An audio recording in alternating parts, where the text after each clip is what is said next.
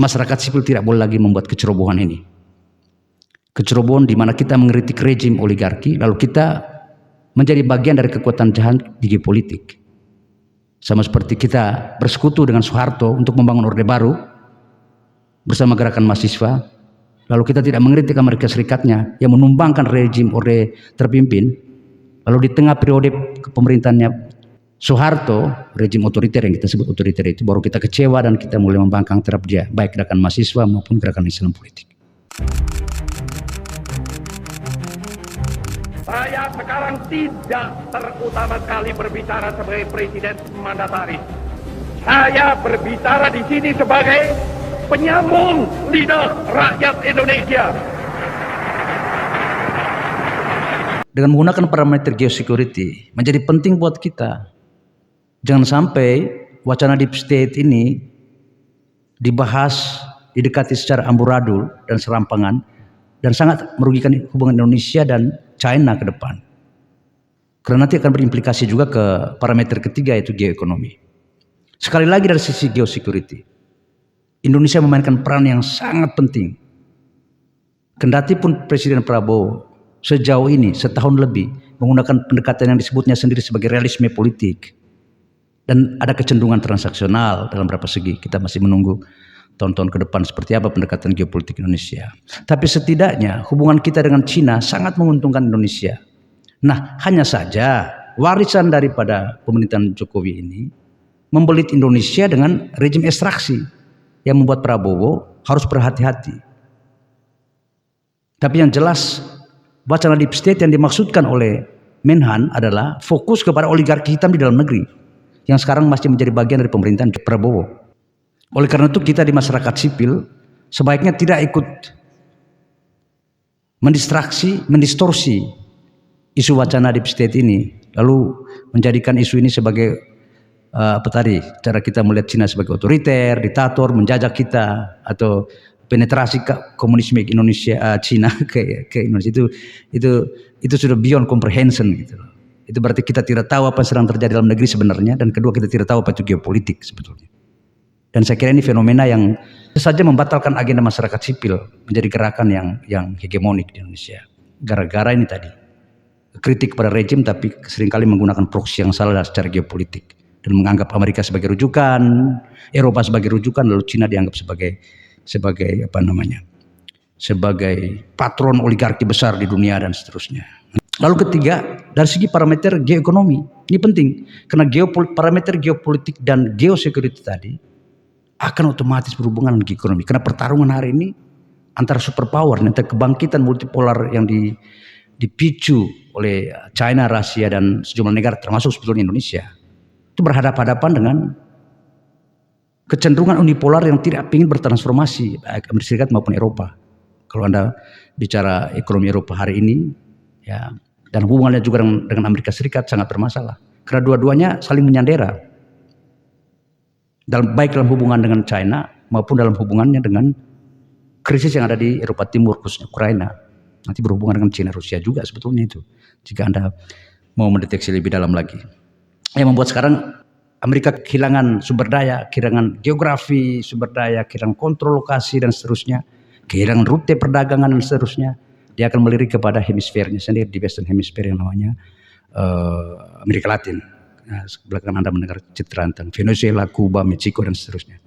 Ini citra yang akan mengisi tahun depan ya sebetulnya. Dalam konteks parameter ekonomi tadi, ya, kita lihat wacana deep state ini sangat berbahaya dari sisi geoekonomi karena ada kaitannya dengan sumber daya ekonomi kita di Aceh. Ya, tata kelola sumber daya ekonomi kita di Aceh. Ada soal dengan tata kelola sumber daya ekonomi kita, sumber daya alam kita di Papua. Ini wilayah yang punya riwayat konflik, riwayat etnonasionalisme yang kuat. Jikalau rejim di state ini terus berkuasa, akan sangat membahayakan Prabowo. Tidak hanya akan kemudian diganggu terus-menerus, direvolusi oleh Gen Z seperti di banyak negara sekarang ini, tapi juga akan menjadi pemicu ya, atau sebab-sebab struktural dari ketidakpuasan yang berakibat kepada upaya kembali memerdekakan diri di wilayah-wilayah ini. Gara-gara Prabowo belum mau keluar dalam istilah teman-teman ini disebut radical break gitu ya, yang tentu butuh waktu. Radical break terhadap apa? Dari apa? Dari rejim ekstraksi ini yang disebut deep state oleh Syafri Samsudin. Oleh karena itu, harapan kita adalah isu IMIP di Morowali, isu WUS, isu PIK 2, isu Rempang City, ya, macam-macam isu di mana terimplikasi investasi China harus didekati dengan hati-hati. Dan kembali lagi kita mengajak supaya teman-teman, terutama masyarakat sipil, melihat ini sebagai problem internal Indonesia gitu. Oligarki kita, oligarki hitam ini yang sedang bermain-main gitu loh. Ya, maksud saya gini, bermain-main. Jika Anda cermati baik-baik ya. Bagaimana mereka melakukan hegemoni dan manipulasi. Mereka cenderung menggunakan cara berpikir paradigma liberal. Bangga dengan rujukan tata kelola teknokrasi ala Amerika, ala Eropa gitu ya, dengan segala macam model-model itu ya.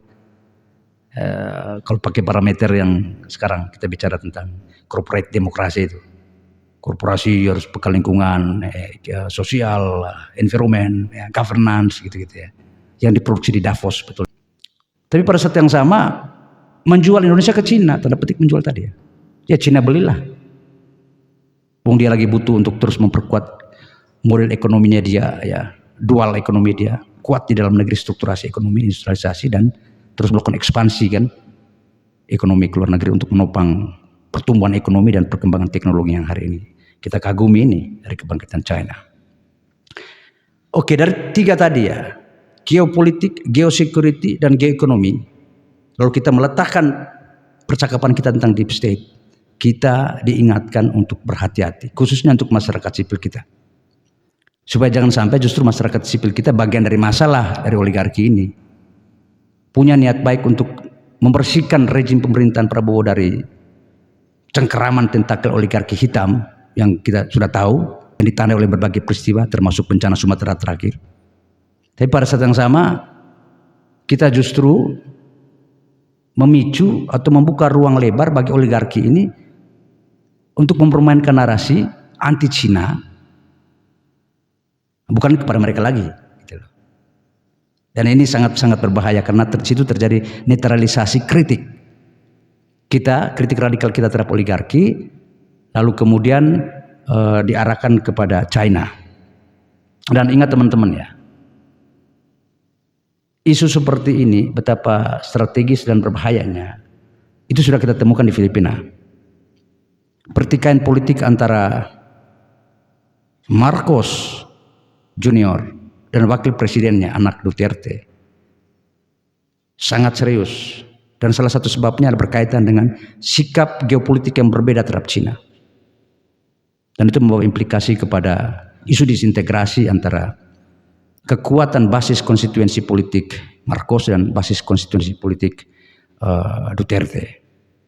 Nanti juga kita akan bicara tentang Nepal jika Anda ingin mempelajari lagi, tidak sekedar isu tentang Nepalisasi, tapi isu tentang bagaimana kontraksi geopolitik dalam kasus Nepal yang Anda ikutin beberapa saat yang lalu.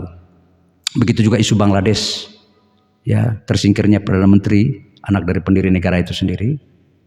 Lalu apakah akan demokrasi di bawah pimpinan Muhammad Yusuf? Tidak juga, karena itu masih menyisakan kontraksi antagonisme politik yang kita tidak tahu lagi apa yang terjadi di tahun depan di Bangladesh.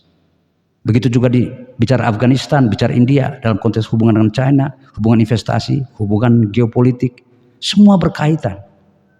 Pakistan butuh China untuk membangun kekuatan politik dan militernya, tapi di sisi lain Pakistan juga membangun hubungan Amerika yang adalah musuh, nemesis daripada China.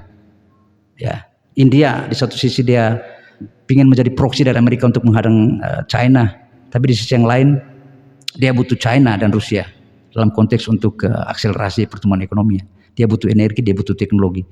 Semua negara-negara yang kita sebutkan tadi sedang mengalami kontraksi internal, di mana isu politik di dalam negeri dan isu geopolitiknya, geoekonomi dan geosecurity-nya sedang terbentuk dalam konstelasi besar menuju tata dunia multipolar.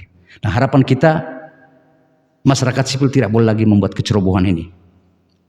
Kecerobohan di mana kita mengkritik rejim oligarki, lalu kita menjadi bagian dari kekuatan jahat di geopolitik. Sama seperti kita bersekutu dengan Soeharto untuk membangun Orde Baru bersama gerakan mahasiswa, lalu kita tidak mengkritik Amerika Serikatnya yang menumbangkan rejim Orde terpimpin, lalu di tengah periode pemerintahannya Soeharto, rejim otoriter yang kita sebut otoriter itu, baru kita kecewa dan kita mulai membangkang terhadap dia, baik gerakan mahasiswa maupun gerakan Islam politik.